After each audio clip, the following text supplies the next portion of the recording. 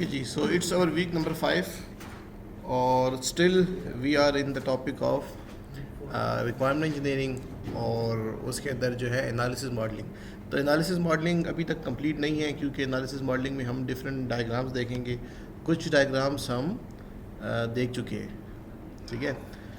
तो आज कुछ और डायग्राम्स हैं, उनका पर्पस देख लेते हैं, उनका यूज़ देख लेते हैं। उसके बाद फिर हम एक केस स्टडी यहाँ पे मैंने वो की है, ऐड की है, तो उसको देखेंगे और उससे हम फिर उसका एनालिसिस करने की कोशिश करेंगे। It's kind of a practice कि हमें केस स्टडी दी होगी और हम कैसे उसमें से रिक्वायरमेंट्स को देखेंगे, फंक्शनल रिक्वायरमेंट्स को, स्टेक होल्डर्स को, और फिर यूज़ केसेस और फिर एक्टिविटी डायग्राम। इस तरह की एक हम आज एक प्रैक्टिस करेंगे, ठीक है, जो आपको पेपर में भी मतलब आइडिया हो जाएगा कि हम काम कैसे करते हैं, किस तरह से केस स्टडी की तरह के किस तरह के क्वेश्चंस होंगे, ठीक है। अच्छा, हमने जो डायग्राम्स अभी तक कवर की हैं वो आपके पास 3 डायग्राम्स हमने कवर की हैं, ठीक है। यूज़ केस, एक्टिविटी, और एक्टिविटी की तरह ही एक डायग्राम थी जिसे हमने स्विम लेन डायग्राम कहा। ये वाली सारी तो अभी हमने करनी नहीं है, ठीक है, ये हम नेक्स्ट फेज़ में करेंगे। आज हम कुछ और डायग्राम्स देखेंगे, लाइक स्टेट मशीन डायग्राम, इसका पर्पस देख लेंगे। सीक्वेंस डायग्राम, इसको देख लेंगे, और फिर हम चलेंगे केस स्टडी पर। 2 व्यूज़ हमने देखे थे, यूज़ केस और प्रोसेस व्यू, ठीक है। तो अगर आप प्रोसेस व्यू को देखें तो इसके अंदर जो डायग्राम है वो हमने कवर कर लिया। इट्स मीन कि हमने प्रोसेस व्यू कवर कर लिया। ये डायग्राम भी है प्लस स्विम लेन डायग्राम भी है। अगर हम यूज़ केस व्यू को देखें, ठीक है, तो ये व्यू भी हमने कवर कर लिया। इसमें जो डायग्राम थी वो यूज़ केस थी। और व्यूज़ कुछ हैं लाइक डेवलपमेंट व्यू, इसकी अभी हमें ज़रूरत नहीं है, नेक्स्ट फेज़ में देखेंगे कि इसमें जो डायग्राम्स यूज़ होती हैं, कंपोनेंट पैकेजेस, ठीक है। फिज़िकल व्यू, डिप्लॉयमेंट डायग्राम, ये भी हम आगे चल के देखेंगे। सिंपल सी डायग्राम है। अच्छा, यहाँ पे ज़रा देखें लॉजिकल व्यू, ठीक है। अब जो 2 डायग्राम आज हम देखने जा रहे हैं, एक है स्टेट डायग्राम, ठीक है, और दूसरी है सीक्वेंस डायग्राम, ठीक है। बेसिकली ये क्लास डायग्राम, स्टेट डायग्राम, ये जितनी भी डायग्राम्स हैं, ये हम डिज़ाइन के वक्त जब यूज़ करें इसको आफ्टर क्लास डायग्राम, क्लासेस बनाने के बाद, क्लासेस आइडेंटिफाई करने के बाद, तो फिर ज़्यादा बेटर है। लेकिन अगर at the time of analysis अगर कोई अगर कोई इंटरेस्टेड है लॉजिकली चीज़ों को देखने के लिए, और वो ये चाहता है कि उसके अगर वो ऑब्जेक्ट्स की फॉर्म में अपने सिस्टम को देखना चाहता है, और ऑब्जेक्ट्स के दरमियान जो इंटरेक्शन है उसको देखना चाहता है, तो फिर कुछ डायग्राम्स हैं जो आप डिज़ाइन में तो यूज़ कर सकते हो, एनालिसिस में भी यूज़ कर सकते हो। तो इसीलिए मैंने ये 2 डायग्राम्स यहाँ पे आज एनालिसिस में हम उसे देखेंगे, एक स्टेट डायग्राम और एक ये सीक्वेंस डायग्राम। बेटर ज़्यादा ये है कि इसको हम डिज़ाइन फेज़ में यूज़ करें, लेकिन स्टिल सीक्वेंस डायग्राम को आप एनालिसिस फेज़ में भी यूज़ कर सकते हैं, if only if you are interested in interaction between objects, to find out the interaction between objects। आप चाहते हो कि ये मेरे ऑब्जेक्ट्स होंगे, ठीक है, और इनका आपस में क्या इंटरेक्शन होगा। तो अगेन हम बिहेवियर, वही बात आ गई कि हमारा ऑब्जेक्टिव क्या है कि बिहेवियर को समझे। तो बिहेवियर को समझने के लिए अगर किसी की अप्रोच ये है कि वो ऑब्जेक्ट्स देखना चाहता है और ऑब्जेक्ट्स के दरमियान क्या इंटरेक्शन है उसको देखना चाहता है, तो तब भी हम ये डायग्राम्स यूज़ कर सकते हैं, ठीक है। हम अभी तो इसको देख रहे हैं और उसके बाद हम पूरे एक सीक्वेंस से चलेंगे, केस स्टडी को लेंगे जब इंशाल्लाह आफ्टर योर एग्ज़ाम्स, और केस स्टडी को हम लेंगे और एनालिसिस और डिज़ाइन, तो उसमें ये 5, 6, 7 डायग्राम्स हम कवर करेंगे। अच्छा जी, लॉजिकल व्यू में सिंपल यहाँ पे जो लिखा है मैं आपको सिंपल वर्ड्स में बता देता हूँ कि आप सिस्टम के ऑब्जेक्ट्स और उसका इंटरेक्शन देखना चाहते हो, कौन कौन से ऑब्जेक्ट्स होंगे, क्या इंटरेक्शन होगा। If you are interested in interaction of objects तो फिर आप ये डायग्राम यूज़ करें। तो आते हैं जी हम स्टेट डायग्राम पे आते हैं। यूज़ केस और एक्टिविटी में अगर कोई क्वेश्चन है तो कर सकते हैं। ये 3 डायग्राम हमने पढ़ ली, use case, activity and streamline diagram, ठीक है। अच्छा जी, आते हैं स्टेट मशीन डायग्राम की तरफ कि स्टेट मशीन डायग्राम क्या है। अच्छा जी, सबसे पहला पॉइंट इसके बारे में कि state machine diagram models dynamic behaviour, ठीक है। एक्टिविटी डायग्राम, सीक्वेंस डायग्राम, ठीक है। ये सारी अगर आप डायग्राम्स को देखो तो इनका पर्पस बिहेवियर को ही मॉडल करना है। और डायनामिक का वर्ड ये आता है कि जिसमें कुछ चेंज आए। चेंज का मतलब ये है कि एक एक्शन होता है, उस एक्शन की बेस पे दूसरा क्या एक्शन होगा, ये चेंज है। एक्टिविटी में ये चेंज आ रहा है। लेट्स से अभी आपका ऑब्जेक्ट एक स्टेट पे है, एक एक्शन के बाद उसकी स्टेट चेंज हो जाएगी, तो ये जो चेंज आ रहा है ना, ये उससे है। तो अगर आप यूज़ केस को देखो तो यूज़ केस को मैंने डायनेमिक या बिहेवियर मॉडलिंग में नहीं, उसको देखो, उसकी अगर आप वो देखें हेडिंग देखें तो सिनारियो बेस्ड मॉडलिंग में इसको मैंने रखा है, लेकिन बिहेवियर मॉडलिंग में मैंने उसको नहीं रखा। क्यों? क्योंकि यूज़ केस को देखने से आपको आपके सिस्टम का बिहेवियर पता नहीं चल रहा, जस्ट आपको क्या पता चलता है, यूज़र का इसके साथ इंटरेक्शन। यहाँ तक क्लियर है? तो इसके बाद जो बिहेवियर में जो डायग्राम्स हैं वो आपके पास यहाँ पर है, ठीक है। अच्छा, अब आप कहोगे कि सर तो फिर ये जो डायग्राम्स की कैटेगराइजेशन है ये ऐसे क्यों है?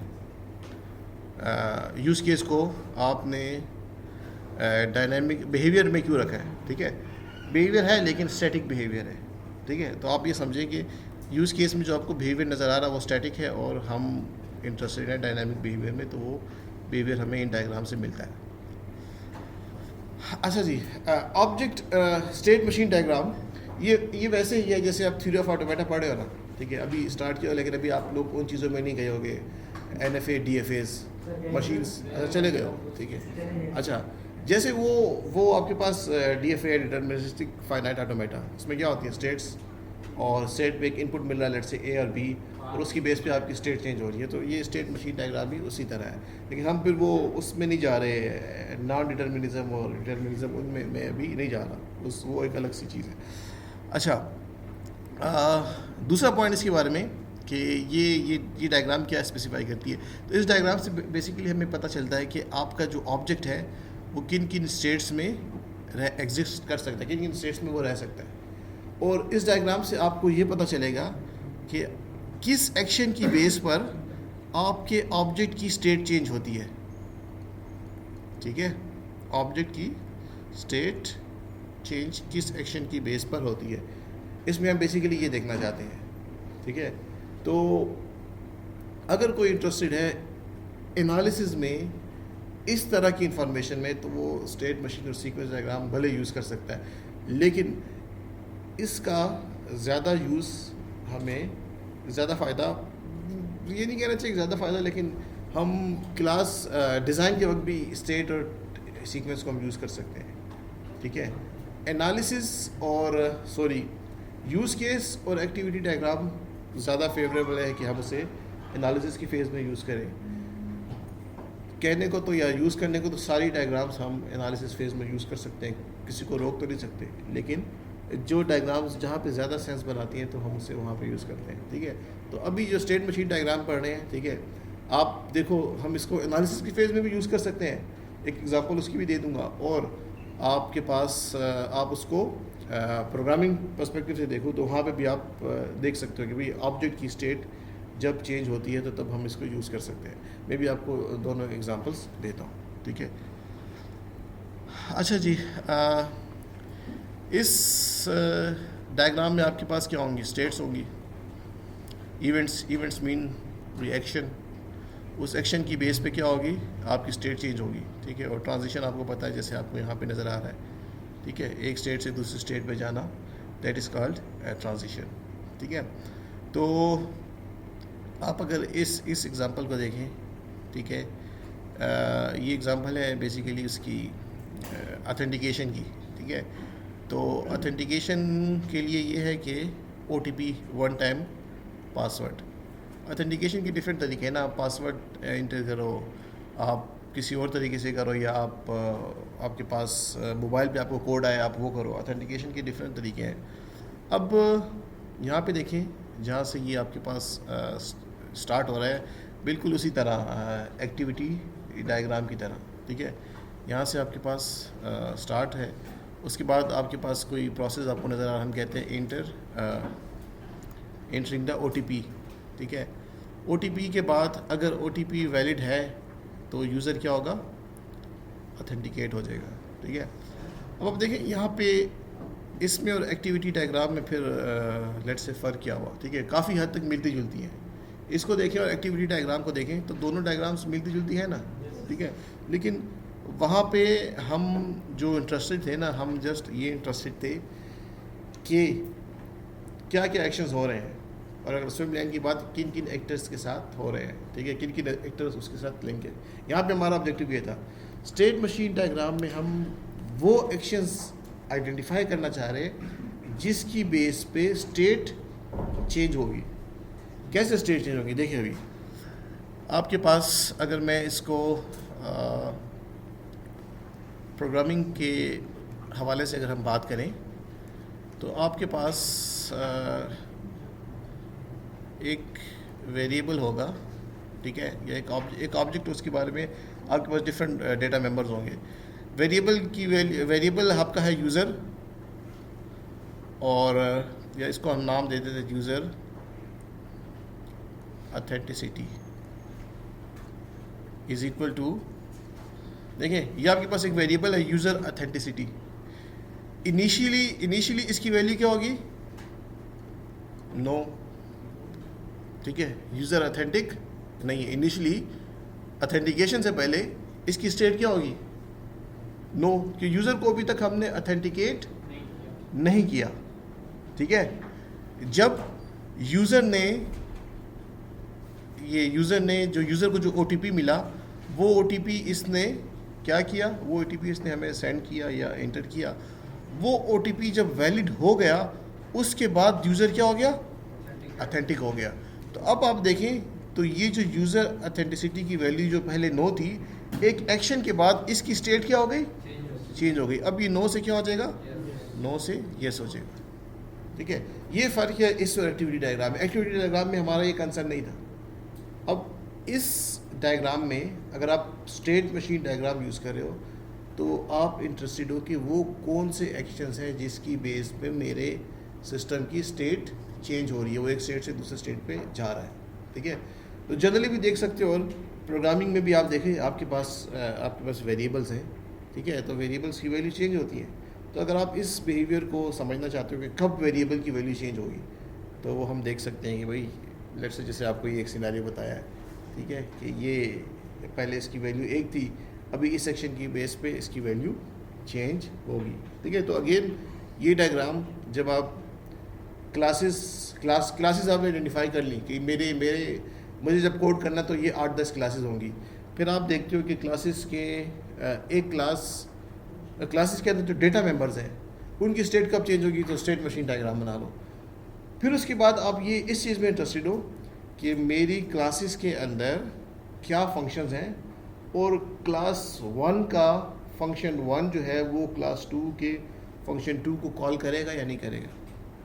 अब ये दूसरी बात जो मैंने की है ना, इसके लिए अगेन हमारे पास एक और डायग्राम है जिसे हम कहते हैं सीक्वेंस डायग्राम, ठीक है। तो उसमें आते हैं, उससे पहले ये भी एक स्टेट की एग्जांपल सी एक सिनारियो है, ठीक है। ये तो एक सिंपल सी एग्जांपल है कि जब आपने लेट्स से नंबर डायल करना है, ठीक है। तो नंबर डायल करने के वक्त ये सारा जो प्रोसेस है, तो एक वेरिएबल कह लो या एक सिस्टम की कह लो, सिस्टम डिफरेंट स्टेट्स में जा सकता है। जैसे इनिशियली यहाँ पे अगर देखें तो यहाँ पे अभी सिस्टम इस स्टेट में है कि टून या नंबर जो है उसको डायल किया, ठीक है।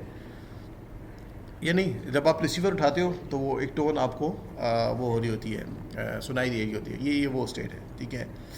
उसके बाद यहाँ पे हम कहते हैं कि भाई इस स्टेट से सिस्टम इस स्टेट पे जा सकता है। कब जा सकता है, जब 15 सेकंड तक लेट से आप कुछ ना करो तो वो फिर टाइम आप आउट हो गया, ठीक है। अच्छा, उसके बाद डायल डिजिट्स, जब आप डिजिट्स डायल करते हो, ठीक है, नंबर्स लेट से प्रेस करते हो, उसके बाद आप किस स्टेट पे जा रहे हो, मतलब आप डायलिंग कर रहे हो, ठीक है। और अब उसके बाद फिर अगेन 2 स्टेट्स में जा सकते हो, ठीक है। एक इनवैलिड स्टेट है जब आपने कोई नंबर लेट से डायल किया जो एग्जिस्ट नहीं कर रहा या जो भी है, और दूसरा ये है कि डायलिंग अगर वैलिड हो गया तो उसके बाद आपको क्या होगा, कनेक्टिंग, ठीक है। कनेक्टिंग के बाद लेट से फिर आपके पास डिफरेंट स्टेट्स हैं। तो अब देखिए इस स्टेट्स में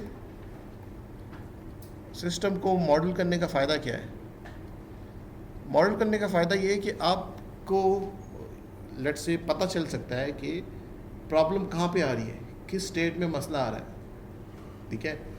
हम कहते हैं लेट से कि नंबर डायल कर रहे हैं, ठीक है, नंबर नहीं मिल रहा, ठीक है। तो क्वेश्चन ये है कि प्रॉब्लम कहाँ पे आ रही है, ठीक है।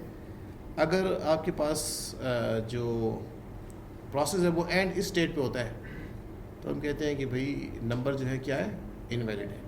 और अगर लेट से प्रोसेस कनेक्टिंग के बाद वाली स्टेट में जाके एंड होता है तो हम कहते हैं भाई यहाँ तक तो आ रहा है, नंबर भी वैलिड एंटर कर रहा है, लेकिन आगे कनेक्ट नहीं हो पा रहा। इट्स मीन इसके आगे जो प्रोसेस है यहाँ पे कोई प्रॉब्लम है, ठीक है। तो स्टेट्स में आपका सिस्टम होता है, आपका एक सिनारियो वो डिफरेंट स्टेट से गुजर के जाता है।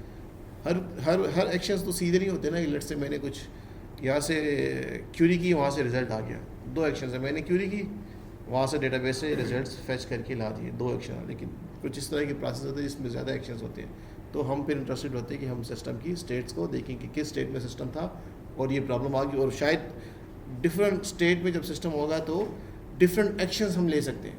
स्टेट 1 पे अगर सिस्टम है तो एक्शन नंबर 1 लिया जाता है, लेकिन अगर स्टेट 2 पे है तो आप एक्शन 1 नहीं ले सकते, आप एक्शन 2 ले सकते हैं, ठीक है।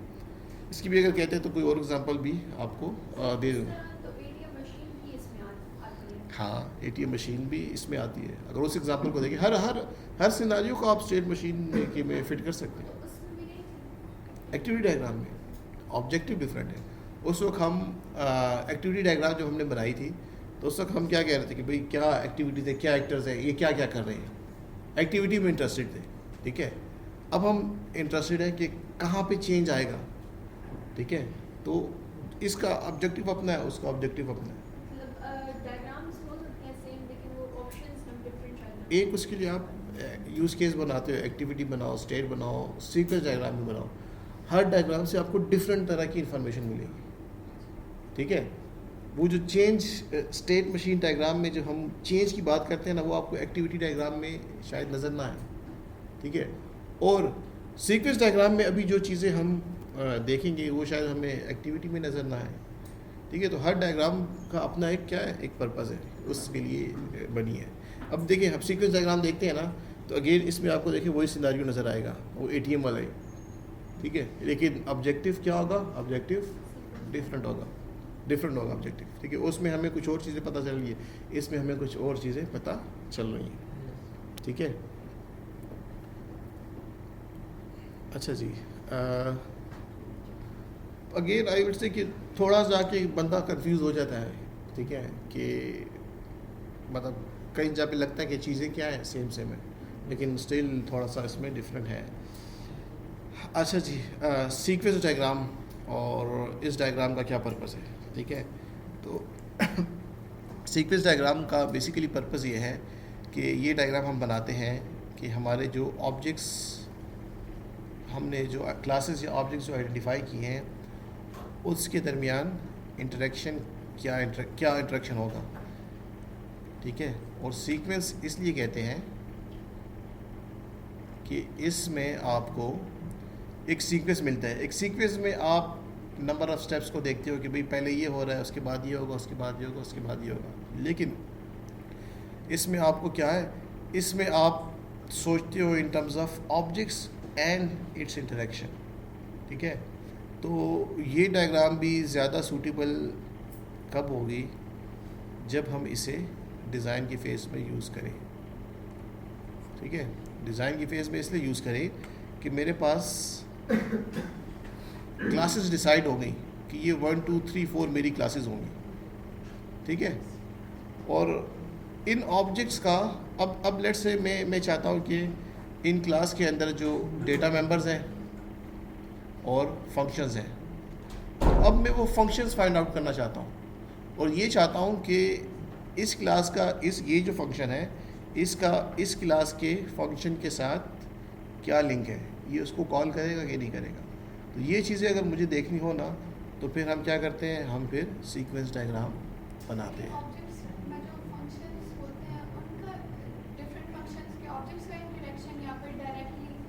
ऑब्जेक्ट का तो ऑब्जेक्ट इटसेल्फ क्या चीज़ है, एक क्लास है, उसका ऑब्जेक्ट है। तो ऑब्जेक्ट इन फंक्शंस के बगैर तो कुछ भी नहीं है, मतलब इन फंक्शंस को यूज़ करेगा, ठीक है। तो अब वो अपनी क्लास के फंक्शंस को भी यूज़ कर सकता है और वो एक क्लास का जो फंक्शन है लेट से वो दूसरी इसको भी यूज़ कर सकता है, ठीक है। तो अगर देखें इसको इस तरह कर लेते हैं कि लेट से ये आपके पास क्लास है स्टूडेंट की और ये क्लास है आपके पास फैकल्टी की या उसकी क्या अकाउंट्स नहीं क्या है एकेडमिक्स की।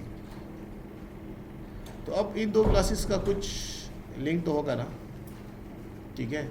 लेट से यहाँ से कुछ डेटा आ रहा है इस क्लास को और इस क्लास से कुछ डेटा जा रहा है यहाँ पे, ठीक है। लेट से आप कोई रिक्वेस्ट पुट करते हो कोर्सेज रजिस्ट्रेशन के लिए, तो इट्स मीन आप यहाँ से अपने ऑब्जेक्ट को यूज़ करते हुए, ठीक है, इस क्लास का कोई एक फंक्शन यूज़ कर रहे हो और वो फंक्शन उसको क्या है, वो फंक्शन जो यहाँ पर है वो इस क्लास के फंक्शन को कॉल कर रहे हैं, ठीक है। तो इस तरह की चीज़ों में अगर आप इंटरेस्टेड हो तो ये इंटरेक्शन अगर आपने देखना है तो आप वो यूज़ कर सकते हो।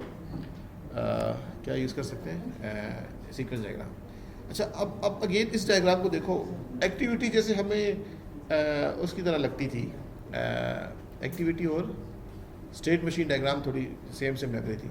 अब सीक्वेंस और स्विम लेन डायग्राम हमें थोड़ी सी सेम लग रही है, ठीक है। लेकिन स्विम लेन डायग्राम के वक्त हमारे पास यहाँ टॉप पर हर लेन के अंदर एक एक्टर था कि नहीं, ठीक है। हर लाइन पे एक एक्टर था, ठीक है, एक्टर। लेकिन यहाँ पे अब हमारे पास एक्टर्स नहीं, हम इन टर्म्स ऑफ एक्टर से भी बात नहीं करेंगे, ठीक है। अब हम इन टर्म्स ऑफ ऑब्जेक्ट्स बात करेंगे, ठीक है। अब आप ऐसा समझें कि हम अब प्रोग्रामिंग की तरफ जा रहे हैं, हम डिज़ाइन फेज़ में हैं और हमारी क्लासेस आइडेंटिफाई हो गई हैं, उस क्लास का दूसरी क्लास के साथ क्या इंटरेक्शन होगा, अब हम इस तरह से सोचेंगे, ठीक है। उस वक्त स्विम लाइन डायग्राम के वक्त हमारे माइंड में ना क्लास थी ना ऑब्जेक्ट थी, हम जस्ट इंटरेस्टेड थे कि हमारे सिस्टम का क्या बिहेवियर है, ठीक है। आप लोग एज्यूम करें कि आपके पास इस तरह से क्लास 1, क्लास 2, क्लास 3 ये आपके पास आइडेंटिफाई हो गई, आपने डिसाइड कर लिया डिज़ाइन फेज़ पे कि ये मेरी क्लासेस होंगी, ठीक है। अब इन क्लासेस का क्या इंटरेक्शन है, तो उसके लिए फिर आप ये सीक्वेंस डायग्राम यूज़ करेंगे। तो सीक्वेंस डायग्राम बनाने का मकसद क्या है, ठीक है। ये यूज़र यहाँ पे ना भी हो तो कोई इशू नहीं, ठीक है। ये आपके पास जो आपको नज़र आ रहा है ATM इंटरफेस, ठीक है, लेट्स से ये एक क्लास है। ATM कंट्रोल ये क्या है, क्लास है। ट्रांजैक्शन यूनिट ये आपके पास एक क्लास होगी, इसी तरह प्रिंटर ही आपके पास क्लास होगी, नाम कुछ भी हो सकते हैं, ठीक है। ये सारी आपके पास क्या होंगी, क्लासेस होंगी, ठीक है। अभी थोड़ी सी वर्डिंग आपको यहाँ पे कुछ वर्डिंग थोड़ी see let's say ambiguous type actually मैं तो नेट से उठाई है, ठीक है। और अब यहाँ पे बनाने वाले का पता नहीं कि वो इसको इन टर्म्स ऑफ एक्टर्स देख रहा है या इन टर्म्स ऑफ क्लासेस, लेकिन यहाँ पे बेसिकली आपके ऑब्जेक्ट्स होंगे। आप देखोगे ये मेरे ऑब्जेक्ट्स हैं और ये इनका इंटरेक्शन। ये जो आपके पास आपको जो ये चीज़ नज़र आ रही है इसे लाइफ लाइन कहते हैं, ठीक है। ये लाइफ लाइन का मतलब ये बताता है कि ये प्रोसेस लेट से यहाँ से शुरू हो रहा है तो कहाँ तक चल रहा है, ठीक है। जैसे आप यहाँ पे देखें तो इसका इंटरेक्शन सिर्फ यहाँ से यहाँ तक है, लेकिन इसका इंटरेक्शन देखें तो आप काफ़ी नीचे तक जा रहा है। होगा क्या, ATM का सिनारियो है, यूज़र से एक आप यूँ कह लो कि एक एक्शन ये जा रहा है कि एक न्यू सेशन स्टार्ट होगा। यूज़र सबसे पहले लेट से एक नया सेशन स्टार्ट करेगा, उसके बाद इंसर्ट कार्ड, इंसर्ट कार्ड करने के बाद एटीएम की जो क्लास है अभी, या एटीएम का जो ऑब्जेक्ट है, मैं अभी उसको क्लासेस की टर्म्स में देख रहा हूँ। वहाँ से क्या मैसेज आएगा, वहाँ से वापस मैसेज आएगा कि नाउ एंटर यूर वो पिन, ठीक है, इंटर यूर पासवर्ड वगैरह या पिन। उसके बाद यूज़र जब वो करेगा, पिन इंटर करेगा, उसके बाद दोबारा यहाँ से मैसेज पासिंग हो रही है किसको, एटीएम कंट्रोल को, और उसे क्या कहा जा रहा है कि चेक वैलिडिटी, ठीक है। उसके बाद वैलिड के बाद ये वैलिड क्या है, ये रिस्पांस आ रहा है, ठीक है। आप ये देखिए एक रिक्वेस्ट आ रही है और एक रिस्पांस आ रहा है, ठीक है। रिस्पांस आने के बाद फिर वैलिड होने के बाद एक दूसरा रिस्पांस आ रहा है कि चूज़ ऑपरेशन, ठीक है। और उसके बाद लेट से यूज़र को क्यूरी करता है, और उसके बाद ये सारी चीज़ें वही हैं जो हमने एक्टिविटी डायग्राम में देखी हैं, ठीक है। लेकिन यहाँ पे एक सीक्वेंस है, आपको पता चल रहा है कि यहाँ से आपका प्रोसेस स्टार्ट हो रहा है यहाँ से, और यहाँ से फिर हम नीचे जा रहे हैं। तो अब आप देखें, आप ये नहीं कह सकते कि मेरा प्रोसेस जो है वो यहाँ से स्टार्ट हुआ है, ठीक है। नाम इसका क्या, सीक्वेंस डायग्राम। तो इसमें आपको सीक्वेंस भी पता चलता है कि किस सीक्वेंस से काम हो रहा है, ठीक है।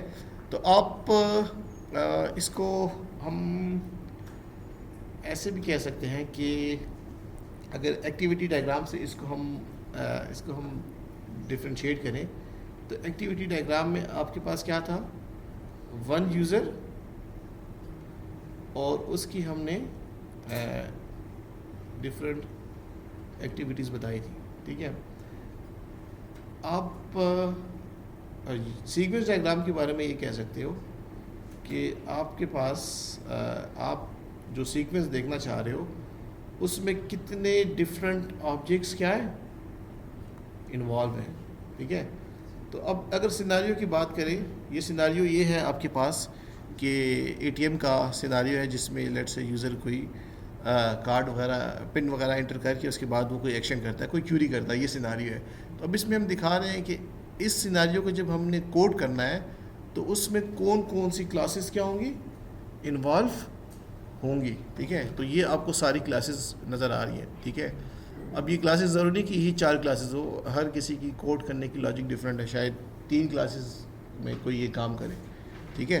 तो आपको एक सीक्वेंस नज़र आ रहा है। सीक्वेंस क्या था कि इंटर सेशन, सेशन के बाद कार्ड इंसर्ट के बाद आपको यहाँ से रिस्पांस आया कि इंटर पासवर्ड, यहाँ से पासवर्ड इंटर किया, पासवर्ड के बाद पासवर्ड को वैलिडेट किया गया। जब वो वैलिड हो गया तो फिर आपको ऑप्शन आया कि चूज़ ऑपरेशन, आपने यहाँ से कोई ऑपरेशन के लिए कुछ रिक्वेस्ट की, और उसके बाद फिर वो सारा प्रोसेस फिर आगे इसी तरह से क्या कर रहा है, चल रहा है, ठीक है। तो सिंपल सी चीज़ें।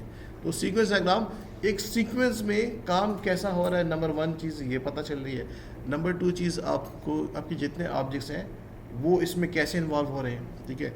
नंबर 3, अब आप अगर ये देखें तो यहाँ से आप अपने क्लासेस के लिए फंक्शंस आपको नज़र आ रहे हैं, ठीक है। ये देखिए, ये जो मैसेज पासिंग हो रही है एक क्लास से दूसरी क्लास, तो ये कैसे होगी,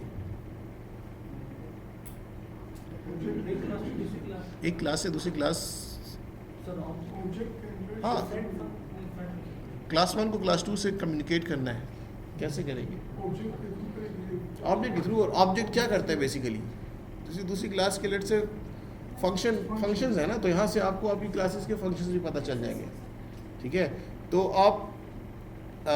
आपके पास जब क्लासेस आइडेंटिफाई हो जाएगी तो उस क्लासेस के जो ऑब्जेक्ट्स हैं उनका आपस में क्या इंटरेक्शन है, फंक्शंस क्या क्या होंगे, वो जब आप ये डायग्राम बना लोगे ना, उसके बाद चीज़ें आपके सामने आ जाएंगी कि ये मेरी क्लास में ये फंक्शंस होंगे, ठीक है। यहाँ तक क्लियर है बात।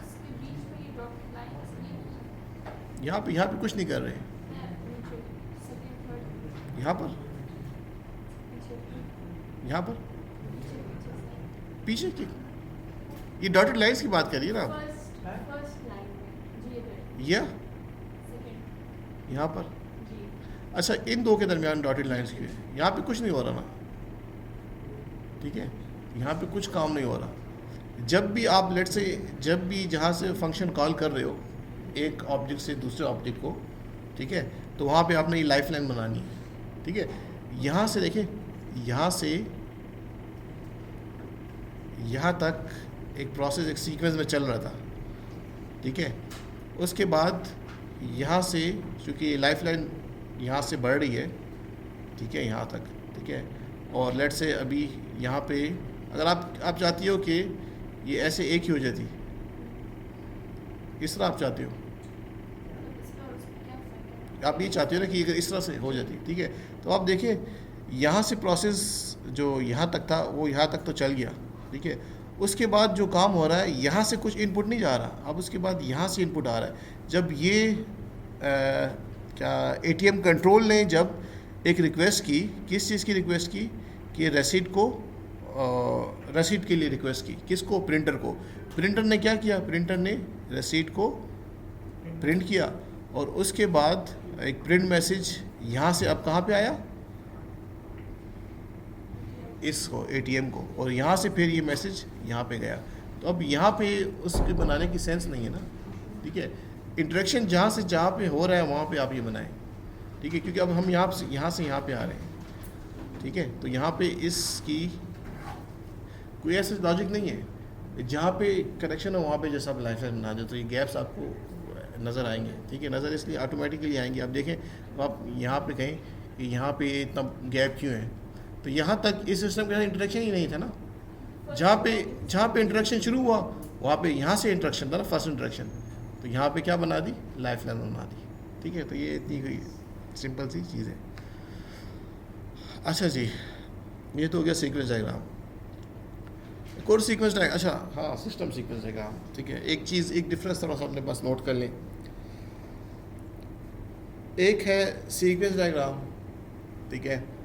सीक्वेंस डायग्राम में आपके पास क्या होगा, सीक्वेंस डायग्राम में ये होगा, आप किसी एक यूज़ केस को उठाओगे, उसके बारे में उसके बारे में आप ये बनाना चाहोगे कि भाई इस सिनेरियो को प्रोग्रामिंग में इम्प्लीमेंट करने के लिए कौन कौन सी क्लासेस इन्वॉल्व होंगी, क्या क्या फंक्शन होंगे, वो सीक्वेंस डायग्राम से आपको पता चल जाएंगी एक सिनेरियो की। लेकिन जब आप चाहते हो कि एक ही डायग्राम हो और मेरे सिस्टम के जितने सिनेरियोज हैं सारी डिटेल मुझे एक ही डायग्राम में मिले, जो कि थोड़ा सा मुश्किल होता है, डायग्राम इतनी बड़ी बन जाती है और कन्फ्यूजन सी क्रिएट हो जाती है। लेकिन अगर सिस्टम छोटा है और आप एक ही डायग्राम में सारा कुछ शो करना चाहते हो तो फिर उसको हम सिस्टम सीक्वेंस डायग्राम कहते हैं। अच्छा, सिर्फ नाम डिफरेंट है, डायग्राम की शेप वगैरह सब कुछ बिल्कुल उसी तरीके से है, ठीक है। और फ़र्क ये होगा कि यहाँ पे आपको कितनी क्लासेस नज़र आ रही है, आप 1 2 3 4, यहाँ पे आपको 1 2 3 4 5 6 7 8 9 10 जितने भी हैं ये सब नज़र आ रहे हैं। ये जस्ट फ़र्क है सीक्वेंस डायग्राम और सिस्टम डायग्राम में। अच्छा, ये डायग्राम जो है वो स्मार्ट होम की है।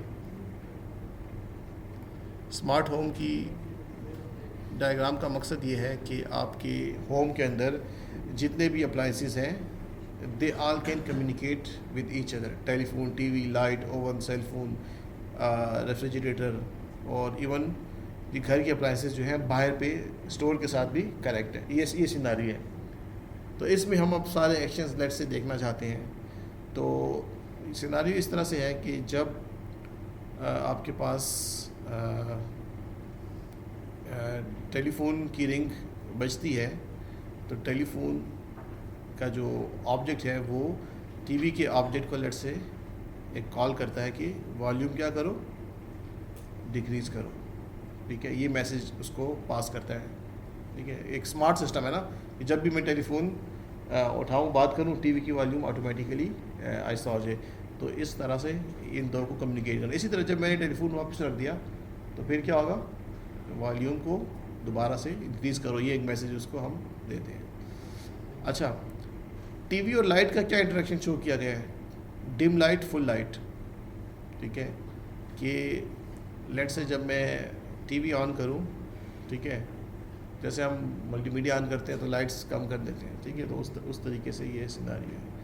इसी तरह आप ओवन और उसका सेल फोन का इंटरेक्शन देखें, ठीक है, कि वो ये है कि आपके पास लेट से अगर कोई फूड रेडी हो गई तो उसका हम आगे लेट से मैसेज पास कर दें, ठीक है, मेरे सेल फोन पे या टीवी पे, ठीक है। जैसे यहाँ पे आप देखें कि ये आपके पास ओवन है और जब ओवन में फूड रेडी हो गई तो वो एक मैसेज कर रहा है किस पे, यूज़र के सेल फोन पे, क्या कि SMS फूड रेडी।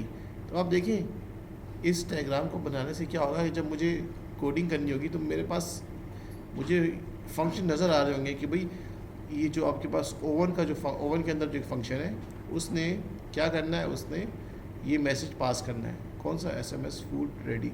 तो आप देखोगे इस बिहेवियर से आपको ये पता चल जाएगा कि आप देखोगे कि भाई मुझे कितने फंक्शंस अपनी इस क्लास के अंदर रखने हैं और वो फंक्शन क्या कर रहा है, ठीक है। तो जस्ट मकसद ये है आपको कि आपको आपके सिस्टम के ऑब्जेक्ट्स के दरमियान इंटरेक्शन पता चल जाए, और उस इंटरेक्शन का मकसद ये है कि आप जब क्लास डायग्राम के वक्त आएँ, डिज़ाइन के वक्त, तो आपको ज़्यादा चीज़ें सोचने की ज़रूरत ना पड़े। और अब आप ये ना सोचें कि इसमें कौन सा फंक्शन होना चाहिए, तो उसका एक प्रॉपर तरीका ये है कि आप ऑब्जेक्ट्स और इनको बना लें और उनका इंटरेक्शन देख लें। तो इससे आपको आपके उसके अब ये थोड़ा सा जो चीज़ है वो स्मार्ट होम की एग्जांपल है। हम नेक्स्ट एग्ज़ाम के बाद एक केस स्टडी तो आज डिस्कस करेंगे, और एक केस स्टडी और है जिसमें पूरी चीज़ें मैंने ऐड की हैं। हम स्टार्ट करेंगे एनालिसिस से और एंड करेंगे हम क्लास डायग्राम पर, डिज़ाइन पर, ठीक है। स्टार्ट हम करेंगे केस स्टडी से, यूज़ केस से स्टार्ट करेंगे, और जब हम एंड पे जाएंगे ना, तो एंड पे हमारे पास एक डिज़ाइन रेडी होगा। तो ये पूरे इससे हम निकलेंगे, तो उसमें आपको चीज़ें और अच्छे तरीके से समझ आएंगी, क्योंकि अभी हम चीज़ें आइसोलेशन में पढ़ रहे हैं, एक डायग्राम पढ़ ली, दूसरी डायग्राम, तीसरी डायग्राम, इतना ज़्यादा लिंक नहीं कर पा रहे। उस केस स्टडी में हम स्टार्ट से लेके एंड तक पूरे प्रोसेस को लिंक करेंगे, तो then that would make more sense to you, ठीक है। अब आते हैं जी एक केस स्टडी पे, ठीक है। और केस स्टडी तो इसमें काफ़ी चीज़ें हैं, ठीक है। देखिए आपको रिक्वायरमेंट्स कुछ इस तरीके से मिलेंगी, जैसे यहाँ पे आपको लिखा हुआ नज़र आ रहा है ना, डिटेल्स। लेट से आपको जिसके लिए सिस्टम बना रहे हैं उन्होंने शायद ऐसे प्रोवाइड की, या आपने ख़ुद ये चीज़ की, तो रिक्वायरमेंट्स आपको कुछ इस तरीके से मिलेंगी। अब देखिए, इस लिखे हुए को पढ़ना और इसको पढ़ने के बाद इसके बिहेवियर को अंडरस्टैंड करना, ये थोड़ा सा डिफ़िकल्ट है, ठीक है। मतलब मैं अब इसको बार बार देखूँ, फिर मैं पूरी एक चीज़ को देखने के लिए मैं फिर पूरा वो पढ़ूँ, ठीक है। और इन रिक्वायरमेंट्स में आपको इतनी डिटेल भी नहीं मिलेगी, जैसे इसमें ये लिखा होगा कि user will log in and then this. तो अब लॉगिन के पीछे की डिटेल है, लॉगिन कैसे होगा, ठीक है। तो शायद वो ना लिखा होगा भाई पासवर्ड देगा, OTP, वो फिर चीज़ें हम क्या डायग्राम्स के थ्रू मॉडल करते हैं, ठीक है। तो अभी ऐसा करते हैं कि इस केस स्टडी को थोड़ा साथ साथ स्टडी करते हैं, और इसमें से कुछ एक्टर्स आइडेंटिफाई करने की कोशिश करते हैं, और फिर नेक्स्ट क्लास में इसको देखते हैं। अभी कितना टाइम है, और अभी है थोड़े पास, मेरे पास 15 मिनट्स है, देखते हैं 15 मिनट्स में कितना काम होता है ना। उसके बाद फिर नेक्स्ट क्लास में इसको हम कंटिन्यू करेंगे, ठीक है। तो इस केस स्टडी में हम कोशिश करेंगे कि हम एनालिसिस कर लें, ठीक है। जो कुछ रह गया तो आपको भी एक असाइनमेंट भी देनी है, ठीक है, असाइनमेंट नंबर 1। तो वो आपको मैं सेशनल के बाद सेशनल के बाद अनाउंस में अभी भी कर दूँ ना, लेट्स से अनाउंस, तो डेडलाइन इसकी सेशनल के बाद ही होगी, ठीक है। क्या चीज़? नहीं, 2 का है, इतना बड़ा नहीं, दो से ज़्यादा ग्रुप नहीं, ठीक है। इतना बड़ा टास्क नहीं है कि आप 3 का ग्रुप बनाएं, ठीक है। 2 का ग्रुप बनाएं बहुत है, ठीक है। 3 का ग्रुप तो हम FIP में भी इतना बिलाव करते हैं जब बहुत बड़ा काम कर रहे हैं। हाँ, वीक 4 तक, ठीक है। एक्टिविटी स्विम लैंड डायग्राम तक, वीक 4 तक आपके पेपर में इंक्लूड है, स्विम लैंड डायग्राम तक। आज जो किया स्टेट मशीन डायग्राम, और अगर ये चीज़ इसको ना करें ऐड नहीं करें, ठीक है, यहाँ तक। अच्छा जी, फोर्थ वीक में जो 2 क्लासेस हुई हैं वहाँ तक। अच्छा, यहाँ पे आते हैं, और पहला काम ये करते हैं। पहला काम वैसे क्या करना चाहिए हमें, ठीक है। देखिए, रिक्वायरमेंट इंजीनियरिंग के अंदर पहला काम क्या होता है?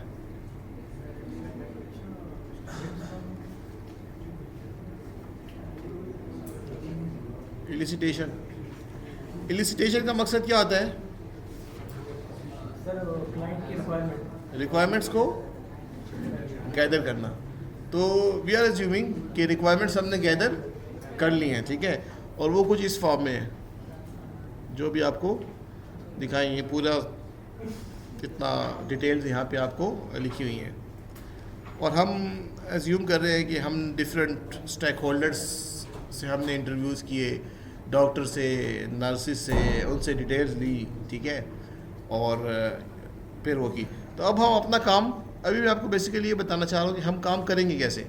तो हम पहला काम ये करते हैं कि एलिसिटेशन हो गई और हमें रिक्वायरमेंट्स जो है वो नेशनल लैंग्वेज में लिखी हुई मिल रही है। हम अब ये करते हैं कि हम स्टेक होल्डर्स को सेपरेट करते हैं, या अपनी आसानी के लिए हम स्टेक होल्डर्स को आइडेंटिफाई करते हैं। हम देखते हैं कि इन रिक्वायरमेंट्स से हमें कौन कौन से स्टेक होल्डर्स मिलते हैं। तो सर रिक्वायरमेंट्स को हम पढ़ते हैं, और हॉस्पिटल मैनेजमेंट सिस्टम की केस स्टडी है ना, तो देखें कुछ रिक्वायरमेंट्स, कुछ स्टेक होल्डर्स तो हमें बाय डिफ़ॉल्ट वैसे ही माइंड में आते हैं, लाइक डॉक्टर, ठीक है, ये एक स्टेक होल्डर है। दूसरा क्या होगा? पेशेंट, ठीक है। Patient only in that case कि अगर पेशेंट इस सॉफ्टवेयर सिस्टम को यूज़ करता है तो फिर हम उसका इंटरेक्शन देखेंगे कि वो सिस्टम के साथ क्या करेगा। और अगर ऐसा है कि पेशेंट जस्ट आके चेकअप कराना है, तो फिर उसकी डिटेल्स भी लेट से कोई एडमिन वगैरह या कोई डेटा इंटरप्रेटर वो मैनेज कर रहा होगा, ठीक है। लेकिन चलो अभी हम ये कर लेते हैं। और इसके बाद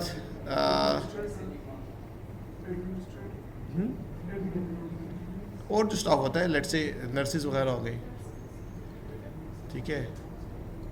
और आपने क्या कहा, एडमिन वगैरह पे बाद में आते हैं, पहले ये जनरल सी चीज़ें कर लें। इसको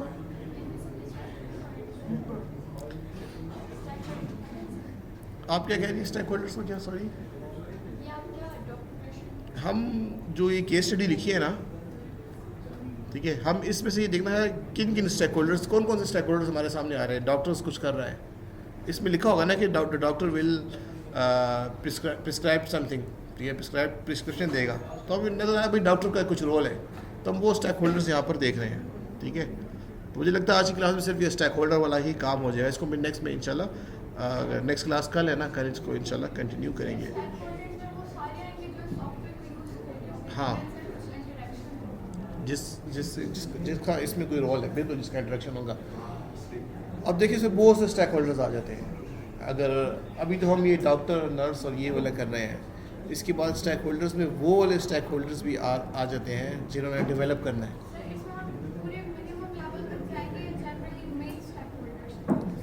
अभी जो मैं आइडेंटिफाई कर रहा हूँ ना, वो मेन कर रहा हूँ, ठीक है। जो इसको यूज़ करेंगे, जो बनाएंगे उसकी बात नहीं कर रहा कि जो डेवलपर क्या करेगा, ये क्या करेगा, ठीक है। वो दो कि वो डिटेल्स भी इसमें होती हैं, ठीक है। फिर हम वो जनरल कर रहे हैं कि भाई कौन कौन इसको यूज़ करेगा, डॉक्टर्स, पेशेंट्स और जो भी चीज़ें, ठीक है। तो 3 हो गए, डॉक्टर, पेशेंट, नर्सिस, और जो उसमें होते हैं, हाँ, फार्मेसी में कोई जो भी बंदा होगा उसे क्या कहेंगे, फार्मासिस्ट, ठीक है। फार्मासिस्ट की क्या स्पेलिंग है, चले जो भी है, ठीक है। अच्छा, ठीक है, मुझे नहीं आते इसलिए मैंने डॉक्टर्स की तरह लिखे, आगे नर्सिस करके वो कर दिए, ठीक है। अच्छा, अब हम कुछ ये तो अपने गेस लगा रहे हैं ना, अब केस स्टडी को भी ज़रा देख लेते हैं कि उसमें क्या लिखा हुआ है, ठीक है। इसको थोड़ा सा रीड कर लेते हैं ताकि कुछ चीज़ें आपके सामने आ जाए, फिर आगे मैं आपको शायद यही आपको मैं टास्क दे दूँ। The hospital management system is a web application which use for the control of hospital services, ठीक है। अच्छा, फिर the web application can be access इधर मोबाइल और कंप्यूटर, देखिए अब आपको रिक्वायरमेंट्स भी पता चल रही है, फंक्शनल रिक्वायरमेंट्स, ठीक है। The HMS application combines all details regarding doctors, patient, nurses and hospital administrative etc. into one software. तो डॉक्टर, पेशेंट, नर्सिस और बाकी जो वो है वो चीज़ें हमें यहाँ पे नज़र आ रही हैं। फिर इसी तरह हमें मज़ीद कुछ फंक्शनल रिक्वायरमेंट्स नज़र आ रही हैं, ठीक है।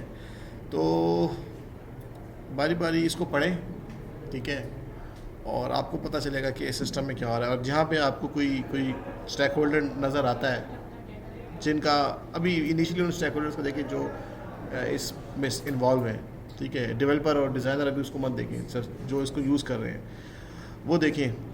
और एक दफ़ा जब आपके स्टेक होल्डर्स आइडेंटिफाई हो जाएं, उसके बाद आप दोबारा क्या करेंगे, आप दोबारा इन रिक्वायरमेंट्स को पढ़ेंगे और दूसरा काम क्या करेंगे, यूज़ केसेस आइडेंटिफाई करने की कोशिश करेंगे, ठीक है।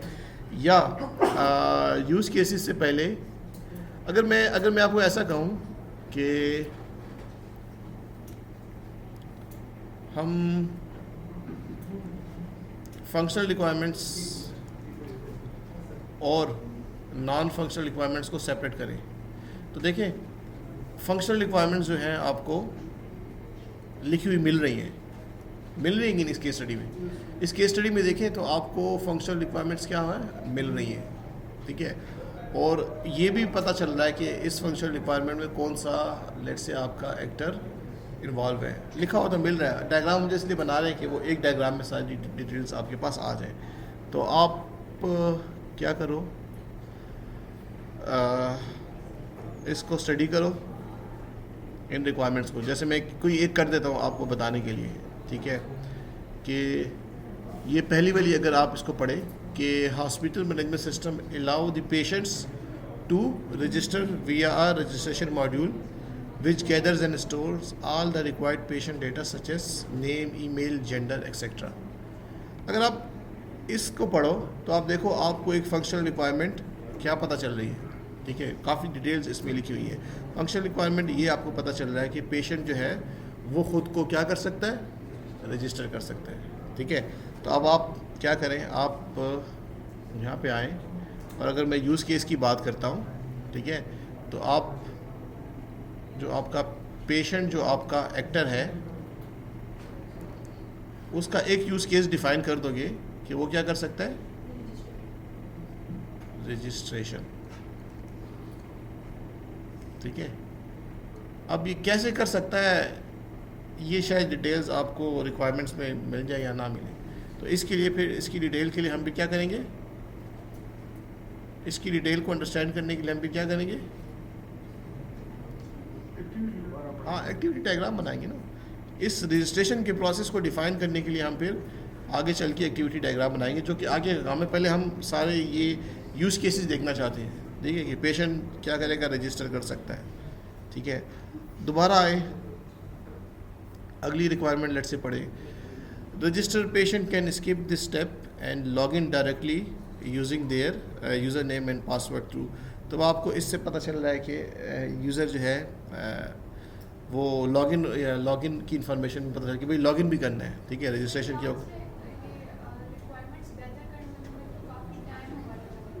हाँ, करेक्ट रिक्वायरमेंट्स से क्या मतलब होगा, हाँ हाँ, ठीक है। तो वो भी हमारे लिए वो प्रैक्टिस करना थोड़ा मुश्किल है ना। तो हम ये केस स्टडी हम कह रहे हैं कि भाई ये रिक्वायरमेंट्स हमें गिवन है और अब हम इसका एनालिसिस करना चाह रहे हैं, हम इस सिस्टम का बिहेवियर अंडरस्टैंड करना चाह रहे हैं। तो हम यही करेंगे कि इन रिक्वायरमेंट्स को पढ़ेंगे, इससे यूज़ केसेस बनाने की कोशिश करेंगे, ठीक है। और इससे फिर हम कोशिश करेंगे कि एक ऐसा एनालिसिस मॉडल हम बना लें जिसमें हमें पूरा इस सिस्टम का बिहेवियर पता चल जाए, ठीक है, कब कहाँ क्या हो रहा है, कैसे होगा, ठीक है। अच्छा, दूसरे पॉइंट को ज़रा पढ़ते हैं और फिर क्लास को एंड करते हैं। ज़रा इसको देखते हैं कि इससे हमें क्या इन्फॉर्मेशन मिलती है। यहाँ पे कहता है कि रजिस्टर पेशेंट्स जो है वो इस स्टेप को, रजिस्ट्रेशन के प्रोसेस को स्किप कर सकते हैं एंड लॉग इन डायरेक्टली, ठीक है। तो अब लॉगिन का एक और हमें नज़र आया, ठीक है। तो हम भी क्या करेंगे, यहाँ पे जाएंगे और पेशेंट का एक और हम यूज़ केस ऐड कर देंगे, क्या, ठीक है। अब लॉगिन और रजिस्ट्रेशन में फ़र्क है, लॉगिन और साइन अप क्या है, एक तरह से रजिस्ट्रेशन के लिए दूसरा वर्ड मैं यूज़ करूँ दैट इज़ साइन अप, ठीक है। तो दो डिफरेंट ऑपरेशन है ना। लॉगिन के लिए क्या होगा, you just have to provide your user name and password. Sign up की एक्टिविटी अलग होगी, उसके लिए आप चूँकि पहले से लॉगिन नहीं हो तो आपको अपनी बाकी जो क्रेडेंशियल्स हैं, नेम वगैरह जो भी प्रोसेस है वो करना होगा, ठीक है। तो देखिए दो यूज़ केसेस आपको इस तरह से सामने नज़र आ गए। इसी तरह हम इसको मज़ीद आप अगर पढ़ें तो आप इससे डिफरेंट यूज़ केसेस जनरेट कर सकते हो। आप आखिर में देखो आपको इतने यूज़ केसेस मिल जाएंगे। फिर आप दोबारा रिक्वायरमेंट्स को देखो, कोई ऐसी इंफॉर्मेशन मिलती है एक्टिविटी के लिए, मिलती है तो ठीक है जो यूज़र की तरफ से है, नहीं तो फिर आपको सिस्टम के पर्सपेक्टिव से देखना होगा कि भाई अब हमें कैसे इस एक्टिविटी को सिस्टम में मॉडल करना, कंप्यूटर में काम कैसे होगा, सिस्टम में काम कैसे होगा, ठीक है, लॉगिन पासवर्ड और डेटाबेस, क्योंकि डेटाबेस और इस तरह की चीज़ें आपको कस्टमर नहीं बताने वाला, ये आपको ही करना है, ठीक है। तो इसको ऐसा करते हैं, कल कंटिन्यू करते हैं, ठीक है, इसी केस स्टडी को दोबारा पढ़ेंगे और स्टार्ट से पहले यूज़ केसेस बनाने की कोशिश करेंगे। पहला क्लास ये करेंगे कि जितने इस 1 बाय 1 सबको पढ़ें और एक यूज़ केस मॉडल हम बना लें। उसके बाद एक्टिविटीज़ तो बहुत बनेंगी, एक क्लास में तो नहीं कर सकेंगे, लेकिन 1-2 को मॉडल कर लेंगे, बाकी फिर देख लेंगे, ठीक है। हर यूज़ केस के लिए एक्टिविटी डायग्राम,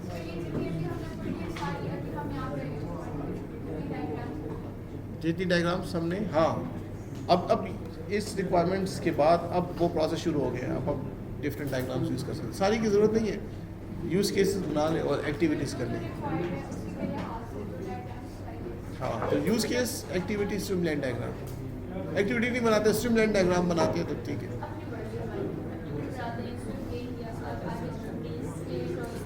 हाँ, ये हमारी मर्जी, इस पर कोई एक स्टैंडर्ड नहीं है कि ये बनाओ पहले, ये बनाओ पहले, ये अब आपकी मर्जी, आप कैसे एनालिसिस करना चाहते हैं, ठीक है, ये अब आपकी मर्जी। तो इसमें कोई hard and fast as such rules नहीं है।